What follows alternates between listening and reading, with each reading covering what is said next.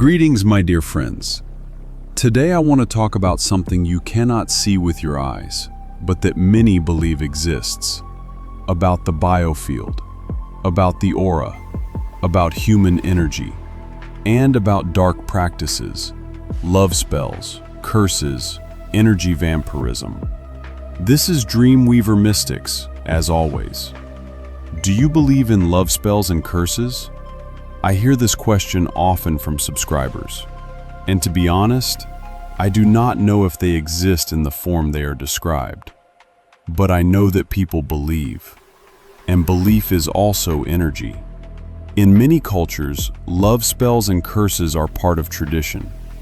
In rural areas, there are still people who cast curses or remove crowns of celibacy.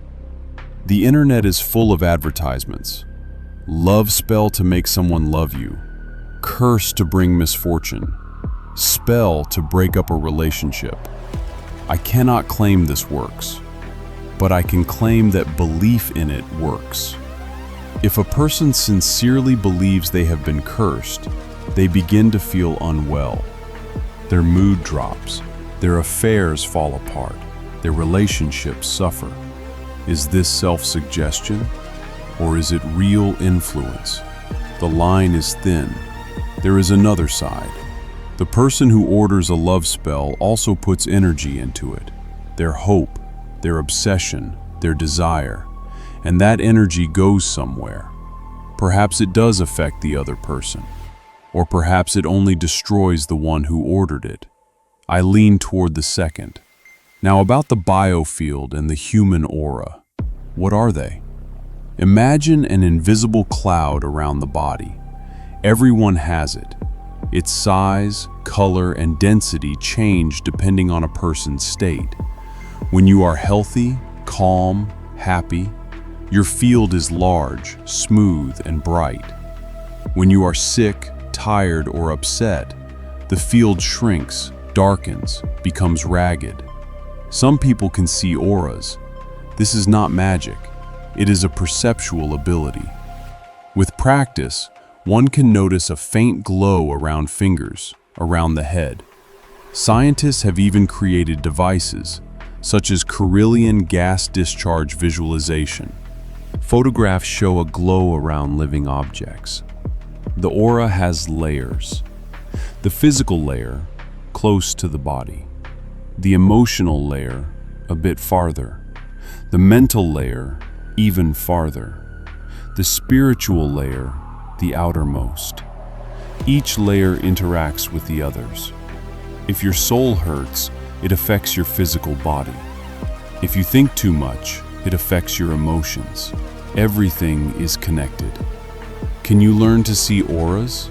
Yes. Try this. Sit in dim light. Extend your hand.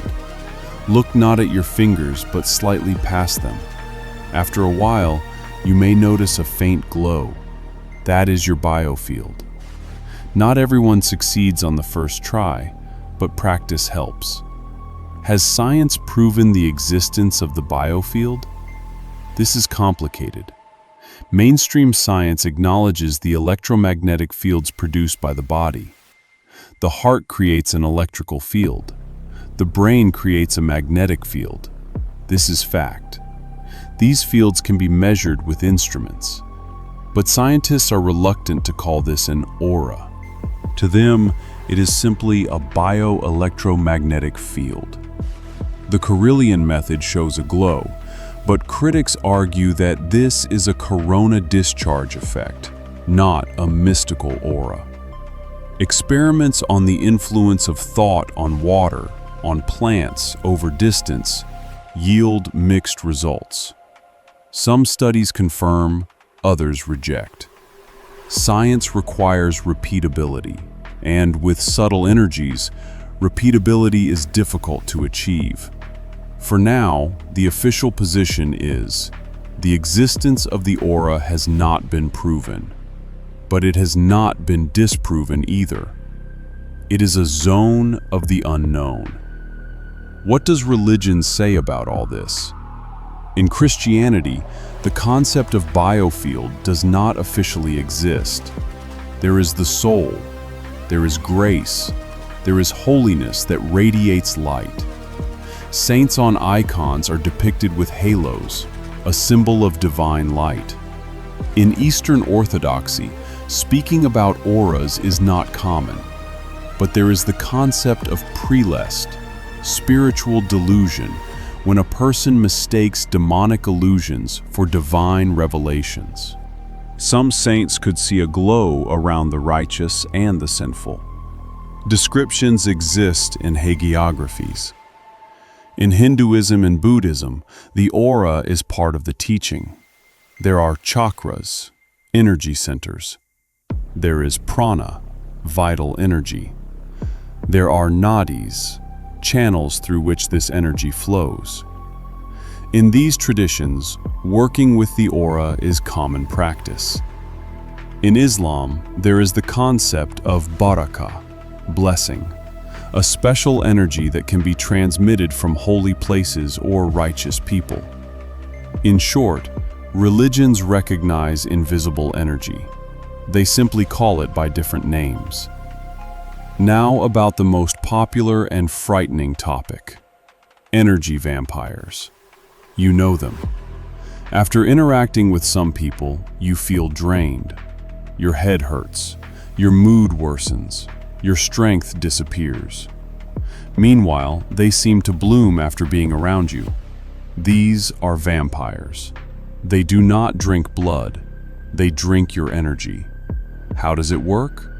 They provoke you into emotional reactions, any emotions. Anger, fear, pity, guilt, it does not matter. The important thing is that you give away your energy. They complain about life and you start to pity them. Energy flows out. They insult you and you become angry. Energy flows out. They tell frightening stories and you become afraid. Energy flows out. What can you do? First, recognize it. If you feel drained after interacting with someone, that is a signal. Second, do not give them your emotions. Stay calm. Do not engage in conflict. Do not pity. Do not fear. Simply observe. When a vampire receives no fuel, they lose interest. Third, restore your energy. Sleep, nature, meditation, creativity, time with people who uplift you. There are conscious and unconscious vampires. The first do it deliberately. They manipulate, pressure, provoke. The second do not realize they are doing it. It is simply their learned way of interacting with the world. That does not make them evil, but it does make them dangerous to you. Now let us connect this topic to my previous video. We are just files.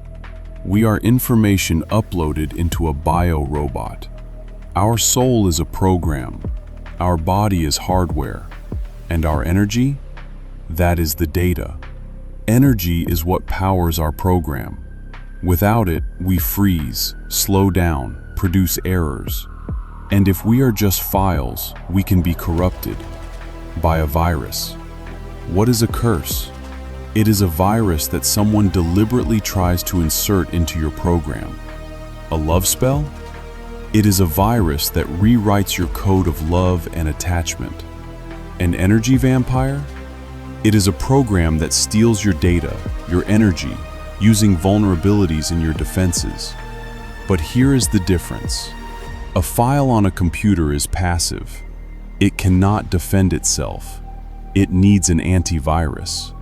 But we are not just files. We have consciousness. We are a file that can edit itself, can update its own defenses, can remove viruses. We are an active program, and our task is to become a program that is difficult to hack. I believe that if your aura is strong, your energy is very difficult to spoil. Imagine a healthy tree with deep roots. The wind blows, but the tree stands. You could try to cut it down, but that would take enormous effort. A weak sapling can be uprooted by even a small gust. The same is true with the aura. If your biofield is dense, smooth, and large, negative influences slide off it, never penetrating inside. They might graze the edge, but they will not break through the center. How do you protect your aura? First, health. A sick body is a leaky defense. Second, emotions. Calmness is armor. Anger, fear, resentment are cracks through which negativity enters. Third, your environment.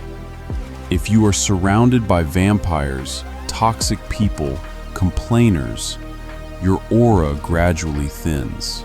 Fourth, spiritual practice. Meditation, prayer, mindfulness. These strengthen your energetic framework. I do not know if curses work.